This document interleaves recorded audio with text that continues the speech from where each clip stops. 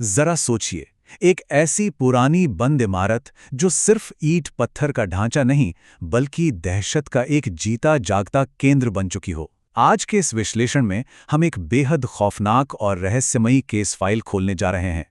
हम बात कर रहे हैं एक ऐसे कॉलेज की जहां का अर्बन लेजेंड सिर्फ कहानियों तक सीमित नहीं रहा। इस चर्चा में हम सिर्फ डरावने किस्से नहीं सुनेंगे, बल्कि देखेंगे कि जब आधुनिक विज्ञान और पारंपरिक विद्याओं का आमना सामना होता है तो सच्चाई कितनी भयानक हो सकती है। तो चलिए शुरू करते हैं। सीधे मुद्दे पर आते हैं। जरा इस चेतावनी पर गौर कीजिए। एक नियम हमेशा याद रखना, थर्ड फ्लोर वाली लाइब्रेरी के पास कभी मत जाना। अब देखिए, कॉलेज का पहला दिन हर नए स्टूडेंट के लिए कैसा होता है, जोश और उत्साह से भरा हुआ है ना। लेकिन इस कॉलेज में नए बैच का स्वागत इस खौफनाक नियम के साथ होता था। मजे की बात यह है कि ना तो वहां कोई नोटिस बोर्ड था और ना ही कोई ऑफिशियल चेतावनी। बस एक अजीब सा अदृश्य डर था जो सीनियर्स अपने जूनियर्स के मन में बैठा देते थे। और सच कहूं तो इस नियम को तोड़ने की हिम्मत किसी में नहीं थी। लेकिन जैसा कि हमेशा होता है, हर भीड़ में कोई एक इंसान ऐसा जरूर होता है जो नियमों पर सवाल उठाता है। यहाँ एक तरफ बाकी सारे स्टूडेंट्स थे जो उस लाइब्रेरी के नाम से ही दहशत में आ जाते थे, वहां जाने से कतराते थे, और दूसरी तरफ था अभय।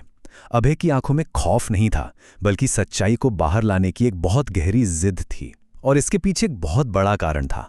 दरअसल अभय के दादाजी एक तांत्रिक थे जिन्होंने उसे बचपन से ही ये सिखाया था कि हर परछाई भूत नहीं होती। उनका मानना था कि डर का एक ही इलाज है, और वो है उसे समझना। अभय का ये सीधा सा फंडा था कि आंखें बंद कर लेने से या डरने से हकीकत कभी नहीं बदलती। अब यहाँ सबसे दिलचस्प और हैरान करने वाली बात पर आते हैं। ये जो खौफ था ना, ये कोई रातों रात नहीं बना था। ये नंबर 12 देखिए, पूरे 12 साल वो लाइब्रेरी पिछले 12 सालों से सील बंद पड़ी थी। हुआ ये था कि 12 साल पहले शेखर नाम के एक जूनियर लाइब्रेरियन की वहां नाइट शिफ्ट लगी थी। अगली सुबह वो उसी लाइब्रेरी के फर्श पर बेहोश मिला। उसकी आंखें फटी की फटी थीं, लेकिन मुंह से एक शब्द नहीं निकल रहा था। नौकरी छोड़ने से पहले वो इंसान बस एक ही लाइन बार बार बुदबुदाता रहता था, वो मुझे पढ़ते हुए देखती रहती है। बस इस एक घटना ने उस दरवाजे पर 12 सालों के लिए ताला लगा दिया। जाहिर है, जब अभय और उसके दोस्तों ने इस रहस्य की तह तक जाने की ठानी तो उन्होंने कॉलेज प्रशासन से बात करने की कोशिश की। लेकिन एडमिनिस्ट्रेशन का क्या रिएक्शन होगा ये तो आप समझ ही सकते हैं। उन्हें सच्चाई से कोई मतलब नहीं था। उन्हें भूतों से ज्यादा कॉलेज की बदनामी का डर सता रहा था। प्रिंसिपल डॉक्टर शर्मा ने तो साफ साफ सस्पेंड करने की धमकी दे डाली। पर क्या अभय रोकने वाला था? बिल्कुल नहीं। प्रशासन की सख्त चेतावनियों को दरकिनार करते हुए आधी रात के सन्नाटे में paranormal expert doctor Siddharth Mehta को कॉलेज में चुपके से घुसाया गया। और यहीं से शुरू होता है हमारा दूसरा पड़ाव, 3 रातों की वो रोंगटे खड़े कर देने वाली इन्वेस्टिगेशन। इन 3 रातों का जो सिलसिला था वो सच में बहुत तेजी से बिगड़ा। पहली रात जैसे ही डॉक्टर सिद्धार्थ ने अपना ईएमएफ मीटर ऑन किया, मीटर की सुई अचानक से पागलों की तरह स्पाइक करने लगी।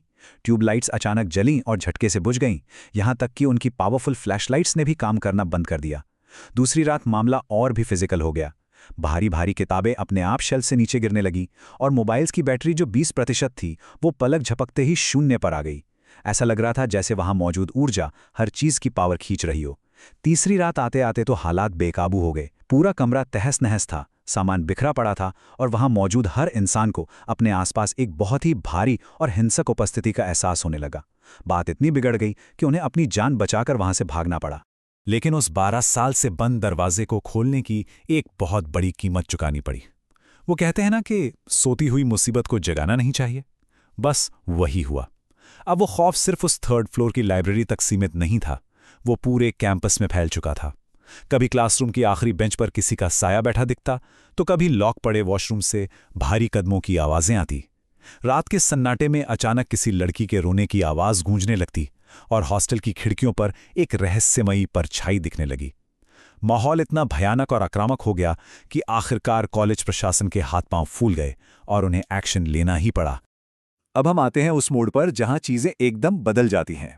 भाग 3, जब आधुनिक विज्ञान और हमारी पुरानी परंपरागत विद्या का आमना सामना होता है। इस स्क्रीन पे जरा ध्यान दीजिए। ये कॉन्ट्रास्ट बहुत ही शानदार है। एक ही लक्ष्य के लिए 2 बिल्कुल विपरीत विचारधाराएं काम कर रही थीं। एक तरफ डॉक्टर सिद्धार्थ थे जो पूरी तरह से मॉडर्न साइंस और तकनीक पर निर्भर थे। उनके पास ईएमएफ मीटर्स, थर्मल सेंसर्स और डिजिटल रिकॉर्डर्स थे। और दूसरी तरफ थे पारंपरिक तांत्रिक बाबा सत्यदेव, जिनका तरीका बिल्कुल अलग था। नमक की रेखाएं, जलती हुई मोमबत्तियां और संस्कृत के सिद्ध मंत्र।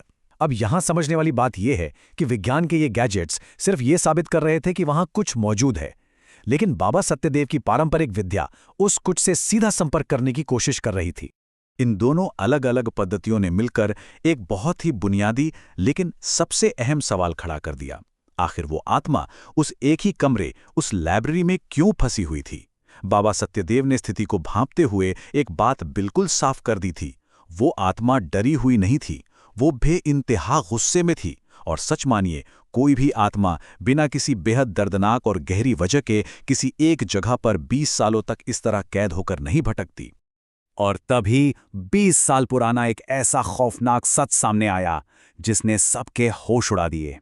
बाबा सत्यदेव के अनुष्ठान और डॉक्टर सिद्धार्थ के उन डिजिटल रिकॉर्डर्स के कॉम्बिनेशन ने एक आवाज को कैप्चर किया। आवाज टूटी हुई थी, पर शब्द बिल्कुल साफ थे। इसे आत्महत्या बताया गया था, पर यह मेरी हत्या थी।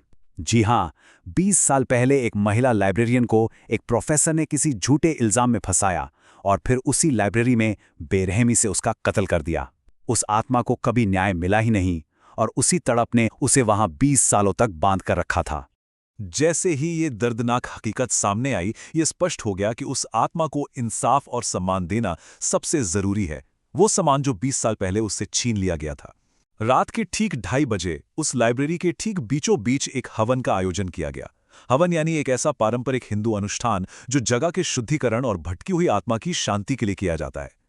बाबा सत्यदेव ने पूरे विधि विधान के साथ उसका नाम लेकर उसे जल और नए वस्त्र अर्पित किए।